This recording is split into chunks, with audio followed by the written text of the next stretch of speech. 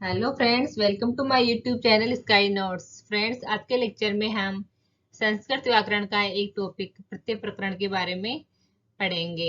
और प्रत्यय प्रकरण में हम आज स्त्री प्रत्यय का अध्ययन करेंगे।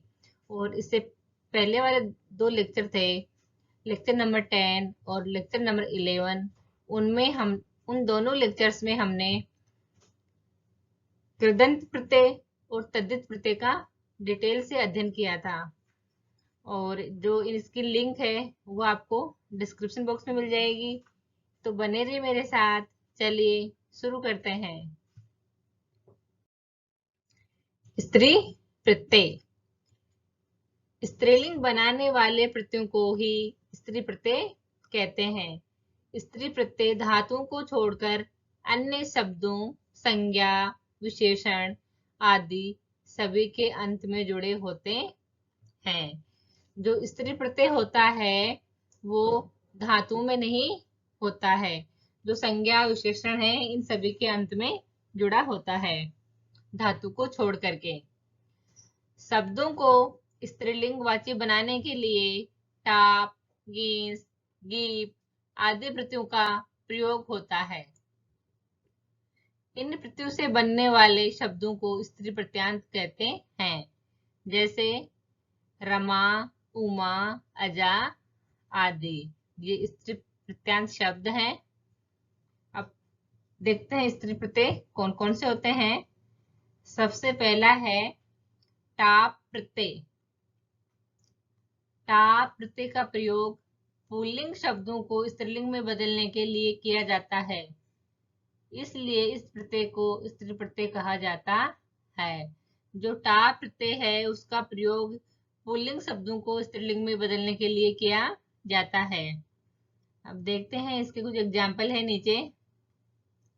ये बालक है और ये टाप प्रत्यय हो गया। तो इसमें जो टाप प्रत्यय है उसका आशेष रहता है। टाप प्रत्यय में ट और पे का लोप होके आशेष रहता है। तो यहाँ बालक है और ये टाप प्रत्यय है, तो इसमें ट और पे का लोप होके आ बचा और ये बालिका बन गया। आगे है अज है और इसमें टा प्रत्यय करने पर ये अजा बन गया। आगे मात्रा लग गई ना, अजा के शेष बचा, इसको जोड़ के इधर बना दिया। आगे है कोकिल और टा प्रत्यय है यहाँ पे, तो इसमें बना कोकिला। आगे शब्द है अश्व और इसमें टा प्रत्यय करने पर अश्वा बना। याचक में टा प्रत्यय करने पर याचिका बना। तो फ्रेंड्स, ये था हमारा टा प्रत्यय। आई होप आपको ये अच्छे से समझ में आ गया होगा। अब हम आगे चलते हैं। सेकंड है गीप प्रत्यय। गीप प्रत्यय का प्रयोग पुल्लिंग शब्दों को स्त्रीलिंग बनाने में किया जाता है। री को नए अंत वाले शब्दों में गी प्रत्यय का प्रयोग किया जाता है। इस प्रत्यय का प्रयोग होने पर ई और पे का लोप होकर अंत में सिर्फ ई की मात्रा शेष बचती है।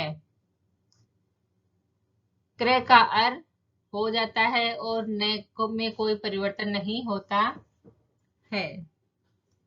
अब इसमें देखो, यहाँ है धनी और गी प्रत्यय लगाए इसमें, तो गी प्रत्यय में जो ये है गे है, इसका लोप हो जाएगा और ये पे का लोप हो जाएगा और ये बड़ी ई की मात्रा बचेगी। अब यहाँ पे ये है ना, ये ई नहीं है, ये गे है ये, तो ये इसका ये गे है और ये ऐसे होके और ऐसे हो जाएगा। ये गे और गे है, ये वाला गे, और इसका रूप बन जाएगा धनी नी। आगे है राजन है आगे, और गेप प्रत्यय लगाने पर बन जाएगा रागी। आगे है कृत्रिम में गेप प्रत्यय करने पर कत्री बन जाएगा। जो ये तय का री है, इसको अर आदेश होके ये कत्री बन जाएगा।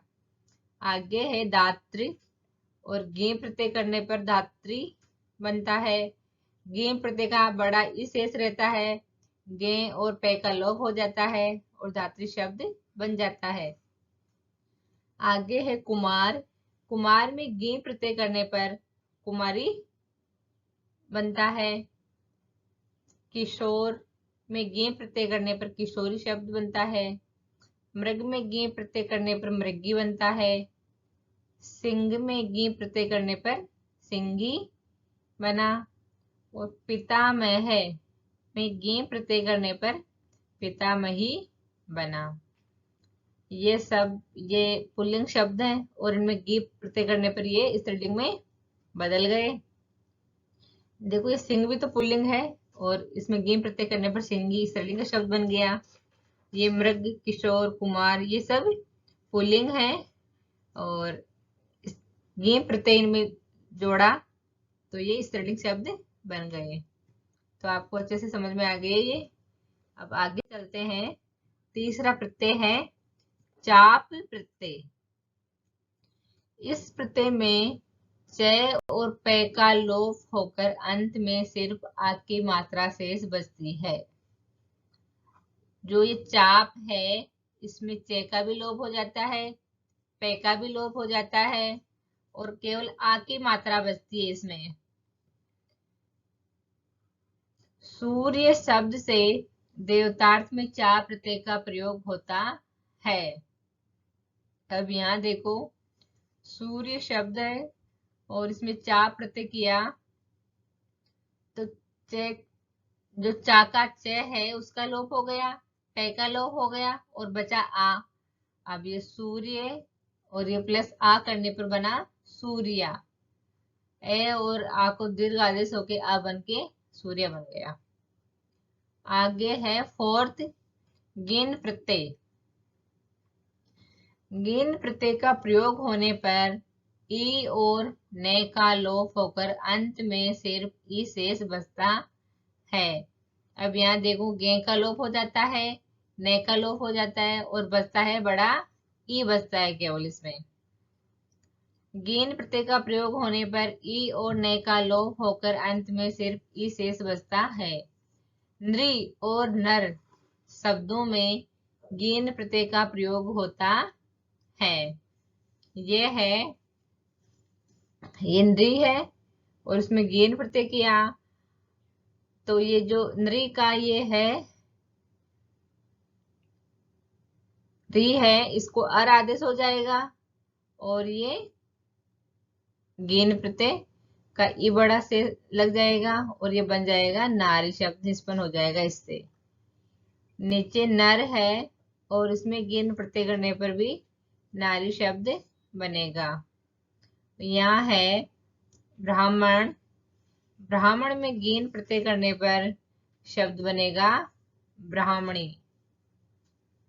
ये था हमारे गेन प्रत्यय और चा प्रत्यय।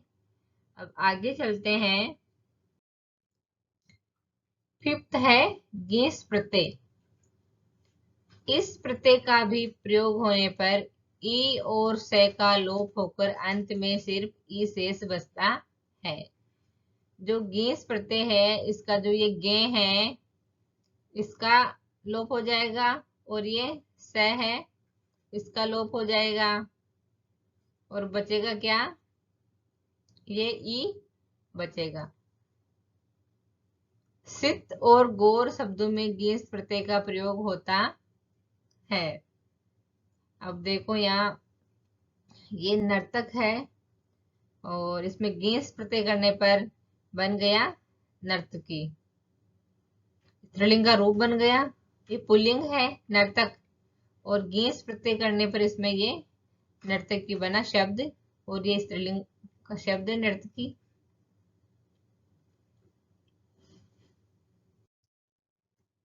तो फ्रेंड्स, ये थे हमारे स्त्री प्रत्यय। इसमें हमने पढ़ा टा प्रत्यय, गें प्रत्यय, चाप प्रत्यय, गेंस प्रत्यय और गेन प्रत्यय। आई होप ये लेक्चर आपको अच्छे से समझ में आ गया होगा। मिलते हैं अगली क्लास में एक नए टॉपिक के साथ में। धन्यवाद।